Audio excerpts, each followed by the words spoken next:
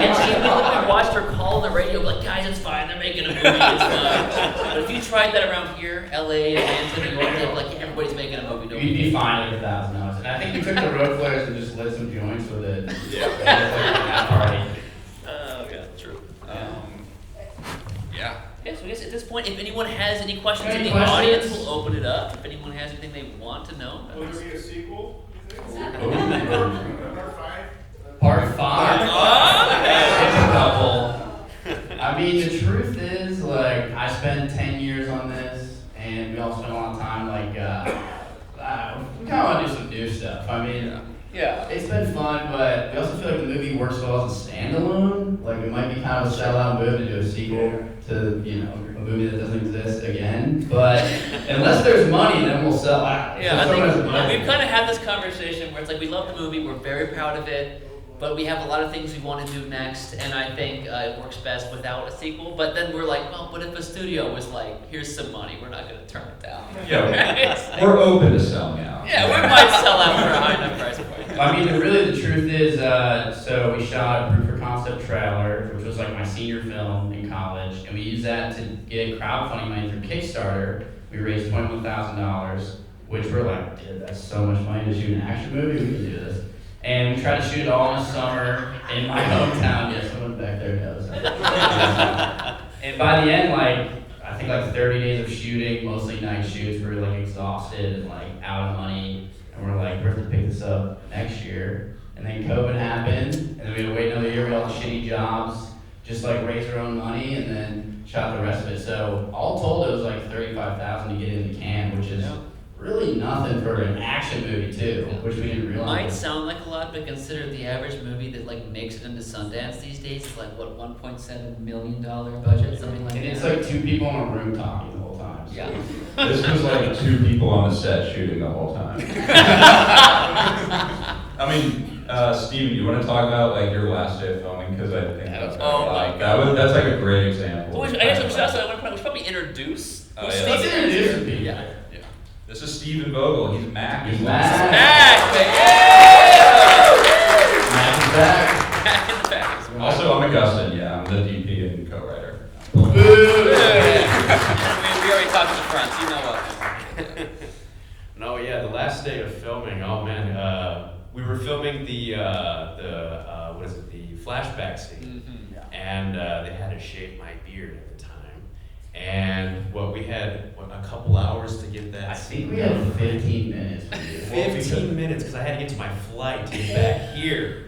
And before that, we were doing your actual death scene in the warehouse space. And so like we're trying to get this like super dramatic scene, and then we needed to shave you, get you ready for that last scene, and you're like, I gotta go. I made it in time. Thankfully. But yeah, no, that was fun. Yeah. And I think about the warehouse scene too, was the death scene. Yeah. There was a point in there where where Blind Cop has his freak out, right, and takes off. Well, I had my eyes open. I'm laying there, and then he like passes by me, and some sand gets into my eye. I was like, it was like sawdust, right? yeah. Trying so hard not to break. Yeah. Yeah, I mean, so the flashback scene was crazy. We shot all of Steven's coverage, and then we would just see him had to go on a flight, and we shot the other way in the shoulder, his eyes and shoulder with his jacket on. And it worked. It's just film magic, I guess. Movie magic. Movie magic. Movie church. We'll see. Oh, we got a couple. I guess we'll go to the right side here. Yeah, can you talk about the soundtrack? I really enjoyed it. Great.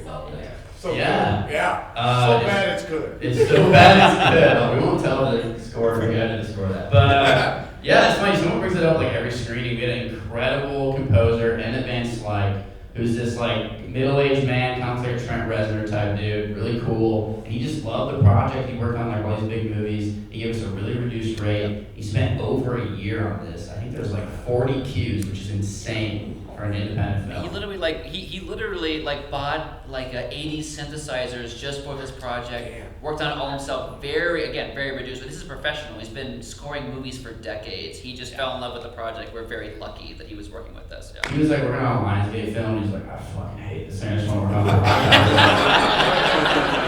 And like, I just gave him a bunch of references. You know, a lot of John Carpenter, a lot of like so late 60s psychedelic rock, synths and stuff in the 80s. And it was cool playing with leitmotifs with each character. So Schmitty had like the whimsical flute, Black Up had the drone and guitar, and then we had some like dark synths. So I thought I got a little Tangerine Dream in there. Yeah. That's like his bread and butter. He's kind of what we call like a mix between that and Carpenter. So. Oh, nice. Yes.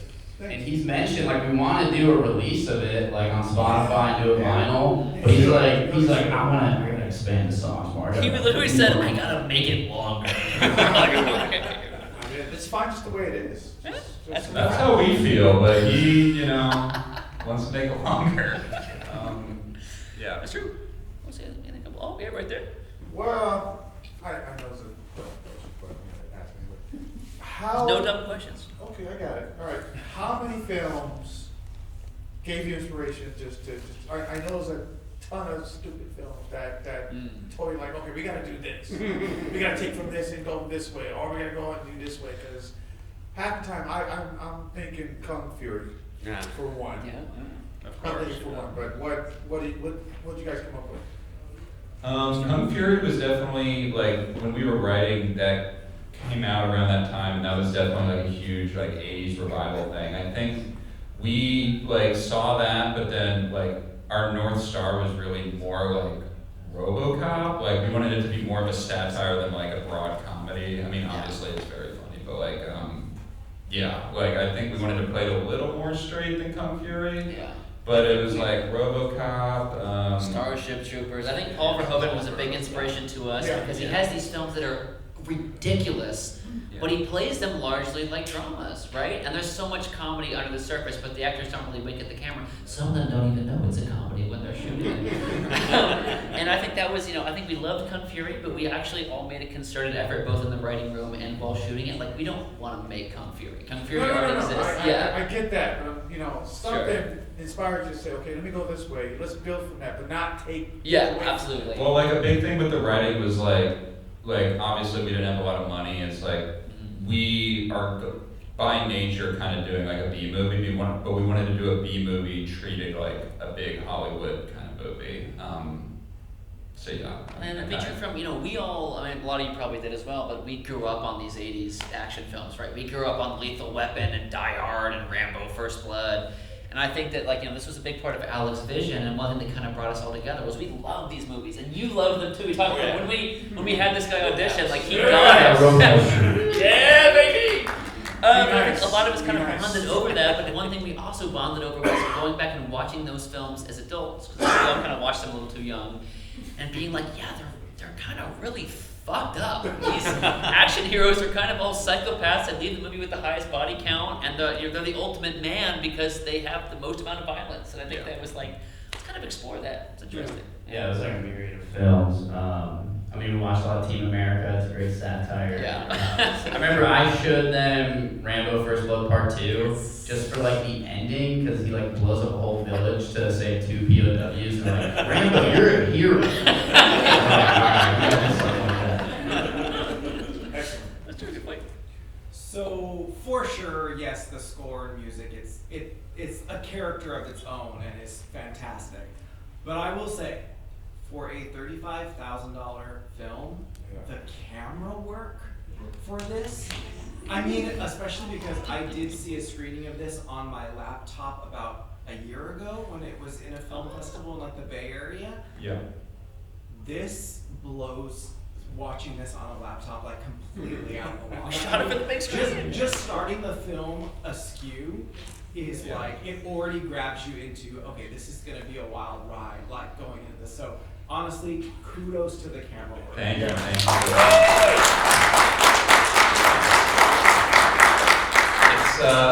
This isn't very related to the camera work per se, but in terms of creating something for the big screen experience, just a little anecdote. We were doing the titles for the opening credits, and we originally had them bigger, and then we did our test screening, and we're like, oh, this looks like a YouTube video. We need to make it smaller. It honestly, seeing something on a big screen, you can see so much more detail and all that thank you a lot, though. Yeah, for sure. Awesome, thank you. Yeah. I mean, that's why we want to preserve the roadshow experience, because we didn't want to just end up on YouTube and maybe no one see it. So that's what's great about doing this roadshow, connecting with fans, meeting people of independent film, and showing on the big screen where it belongs. And also you get the live laugh track, you know, you get a lot of fun stuff going on. So, Yeah, it's easy. Yeah. You said 10 years that you've been working on this.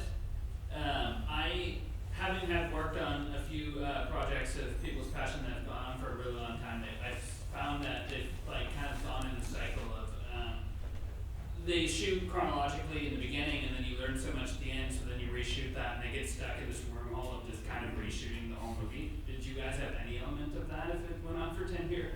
definitely a bit. I mean, there's scenes where like the reverse shot is like 2 years later, and like there's no way this will cut together. Like the motorcycle scene, like the shot of Bonk was 2 years later. There's some inserts. We definitely reshot some stuff. Like the ending on the first shoot, we like ran out of steam. We had this like kind of like went far to an ending, and we're like, we gotta redo this.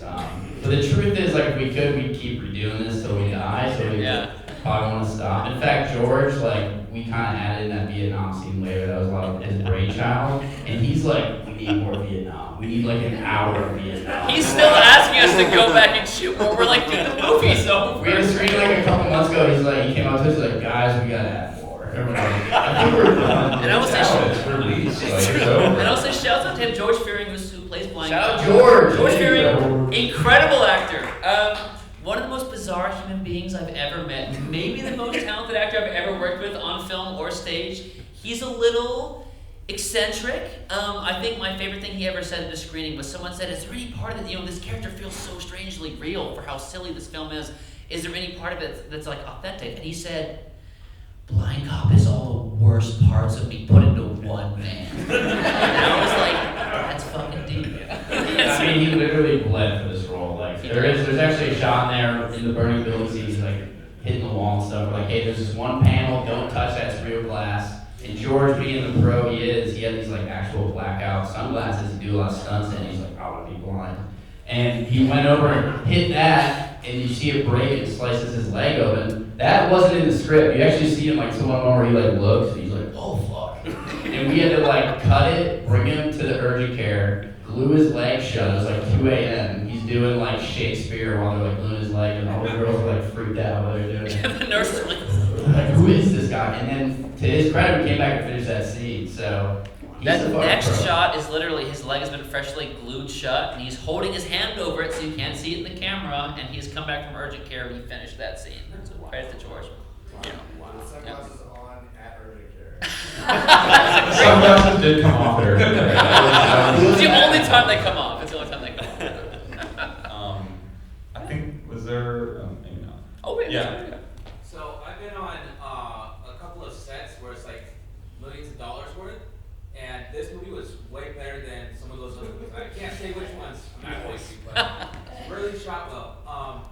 My question was, actually it's two-part. So for the person that played the partner, I can't remember his name. Mac? But no. Oh, Schmitty? Schmitty, yeah. That's me. Yeah. So that scene where your blood baptism, where you're first to go, how many takes did that take? Because I saw some blood going in your eye. Ooh, okay, great question. And what was the one scene that took so long to shoot because everyone kept laughing? Or Well, I'll answer part one. So Schmitty's me. Okay, so that great question. How many takes did that take? One, actually, because we had a lot of scenes where like we have very limited resources. Obviously, I know I'm gonna Only get one version of the costume. Yeah, one version of the costume, and we basically had that location. The whole villain layer is actually this abandoned school in Atlanta. We got it for like $100 a day. We were running generators out of there because there was no power, whatever. I basically had one shot to get that, so I did a lot of prep. And one thing I really wanted to do was I wanted to keep my eyes open. When the blood shoots into my face, I thought it would look really dramatic if you could see it like blasting into my scleras. So I did that. And if you go back and watch it, I don't like blink for a good bit, like it like shoots into my eyes or whatever. That was one take though, so I would say that was very committed. Same thing for a lot of the shootout stuff. We have a real blank gun for there because we wanted to do the '80s thing. And I kind of did the same thing where I just kind of trained myself, like it was going off like right next to my head, but I was like, I don't want to blink because Schmitty's shell shocked or whatever. So one take. I mean, that's the thing, we try to keep it as practical as possible, so we have real blood squibs and all that, and then it takes like hours to reset back up, so we're like, honestly, you got one go with this. And he's like, alright. Was there a scene that we like were laughing a bunch at? I'm I trying to- mean, I guess maybe like in ADR when George was doing his like Vietnam like soliloquy, and it was just so serious, we were just like crying laughing. It's hard to say. We was very serious on set. We're like, let's treat this like a real movie. Like, let's not treat this like a comedy. And we thought that would be funnier if you're not like looking at the camera. We didn't even really like think about it. Like we kind of forgot that it was funny until we had this test screening, and then everyone was laughing. We're like, okay, cool. He's like driving and laughing. We're like, oh yeah, that is. Well, like, when you spend so much time with it, we're like, we really hope this is funny, but we've seen it, we've edited it so many times. We're like, is anyone else gonna get the jokes or whatever? So it's been really nice to see other people appreciate the comedy. Did you laugh at any scenes, Steven? The Vietnam sequence makes me laugh every time. And he finally gets blind and he starts screaming. That's a public park in Atlanta. That's a bamboo forest in Atlanta. And there'd be like Girl Scouts walking by, and he'd be like, okay, George, go. And he's like, oh, fuck! And he's like, oh, and they'd be like, don't go near him, honey, keep walking. Like the scene where he's naked, like if we pan like 2 feet to the left, there's a family on a raft. We're like, this is Strange strange. man screaming over there. Yeah. Any other questions? You might have already answered this with the actor going to urgency care, but what was the hardest day on set for each of you? Was it the same day or was it different days? That's a fantastic. We'll go down the line, I guess, real quick. Well, I guess we'll start with you. 'Cause what's your hardest day on set? What was the worst thing we did to you? It wasn't too bad, right? No, it wasn't too bad. I mean, we would film from 6 p.m. to 6 a.m. and I wasn't used to that, so I had to adjust to that. Probably my last day when we only had so much time to get that scene, and then I had to get to the airport. And we had to shave you at the same We had time. to You had to shave and then No. I would say I guess that, but other than that, no, it was fun. we brought major respect to the California area. You're our only California actor in the movie. California! My first time. So I'm excited. My hardest day on set actually had nothing to do with like shooting. It was in the opening, like I had that small role, and like originally that was a much more drawn out scene, and I'm like smoking a cigarette, and we had herbal cigarettes, but I was like, fuck that, I want to smoke real cigarettes. And so like next thing you know, I've smoked like 15 cigarettes, and it's like 85 degrees outside. I'm wearing the jacket and the mask, and I'm like so nauseous and running around. It was just like I fucked up so bad. I'd say the hardest thing for me, I think that scene near the end where I'm fighting with that large, muscular, shirtless gentleman, and I end up beating him to death with a hammer. There wasn't a lot of there weren't like stunt mats or anything, right? I was kind of getting thrown around by that guy on real concrete. When I was diving over and over again, it was just concrete, so I was definitely getting like banged up during that. So I did all that, and then after that, I was all banged up, and then I had to drive back home after all that, and I'm covered in blood, and we're in Atlanta, like metropolitan Atlanta, and I kept, every time I hit a stoplight or saw like a cop car, I was like, they're gonna see me and I'm fucked. Like they're gonna pull me over, they're not gonna believe that I was shooting a movie. It's like over for me. But then I went to sleep that night, it was just like, oh, it was like every single thing hurt. It's probably that. Yeah, I think for me, like the ending, the Kunstler stuff, just because that was like day 30 of filming, 3 weeks, all night, and it was just like, I was driving a set, falling asleep. Like it was insane. Yeah. You wake up at 6 p.m., like Steven said, I remember I just like sit in the bathtub for like 10 minutes, feel like a human again. And then we go to set, and like we were like delirious, like almost insane, but maybe that what came onto the screen somehow, so I'm happy we got through it, but we definitely pushed ourselves. I think earlier on with these screenings, we would start by saying, like, we don't want to tell people too much because we're trying to get distribution and we don't want to. And I think now we're like, fuck it, we'll just tell them the truth. I think the closest we've all been to death was probably that first unit of Blind Cop, was just like we were all run ragged. We were all like pretty much, we were, early 20s, like we were all like pretty much 21 years old. The oldest person on set was George, who was in his 30s, but we were probably a little more mature than him in some ways. And like, we didn't know what we were doing. We're like, we don't need to sleep. We were just like pushing ourselves to the limit. I would like go to set, shotgun 2 Red Bulls, and then my heart would be palpitating. But yeah, I mean, it's just a great way to like, again, see what our limits was, but also give us so much camaraderie and taught us how to like work together as a team. So I wouldn't change it for anything. Aw, that's sweet. Got another question here? Yeah, I'm wondering, was that a nod to that movie Dread with Carl Urban? With him never taking off the shades and those expressions he was making? Is that play? That was definitely a huge influence. Yeah, Dread. I don't know if it's complete nod, but we did love like Siggy T. You never see his eyes, you know, except for Vietnam. Yeah. But yeah, we're big fans of Dread, and we've had many people mention like he gives major Carl Urban vibes. But Well, I mean, George explicitly did say, because he has to give this performance without showing his eyes, right? Which is difficult. He did all this stuff with his, and he did watch Dredd over and over again. He studied, you know, the whole like the twitching jaw, everything. So George in particular did get inspiration from. and it's like it really is such an incredible performance. It's like the whole movie he's frowning. He's keeping this frown on his face. And I've never seen someone do this. There's a scene where he's frowning and then he still smiles while frowning. I've still never seen anyone do that. Maybe one more question in the back there. Or we got two. For the budget or not, I mean, you guys, the fight scenes were legit. So the choreographer, you have a choreographer, like who you find for that? Yeah, we had another buddy from college. His name is Roberto Bishop. He was our stunt coordinator, and he was awesome. He dies maybe like 20 times.